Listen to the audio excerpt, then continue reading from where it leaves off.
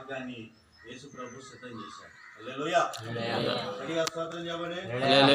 ఒకప్పుడు నేను తాగుబోతాడిగా ఉన్నా, అన్ని రకాల అలవాట్లకు బానిస అయిపోయి ఉన్నా, తాగుడు నుంచి ఎలా బయటపడాలో తెలియదు, చదువుకున్న ఉద్యోగం ఉంది కానీ తాగుడు బంధకాల్లో బంధించబడి ఉన్నా. అలాంటి పరిస్థితుల్లో ఒకరోజు ఏదైనా దాగి చచ్చిపోదాం అనుకున్నా. ఇలాగే ఒక ప్రార్థన కూడకి వెళ్ళి కూర్చొని, ప్రభువా నా పరిస్థితి అధ్వానంగా ఉంది, నువ్వు దేవుడు అయితే నాయన నాకేం కావాలో తెలియదు, నన్ను విడిపించమని ఒక చిన్న ప్రార్థన చేశా.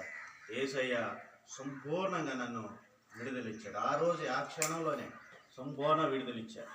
ఇప్పటికీ 14 సంవత్సరాలు దేవుడు మరొక జీవితాన్ని నాకు ఇచ్చాడు. హల్లెలూయా. కారణం ఏంటంటే యేసు ప్రభు ఈరోజు విడుదల ఇవ్వడానికి వచ్చాడు.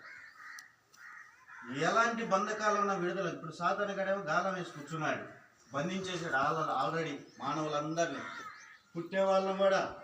అక్కడ ఉంది కదా మానవులందరినీ. తల్లిదండ్రులు ఎలాగైతే స్వభావం కలిగి ఉన్నారో, తల్లిదండ్రుల పోలికలు ఎలాగ బిడ్డలకు వచ్చాయో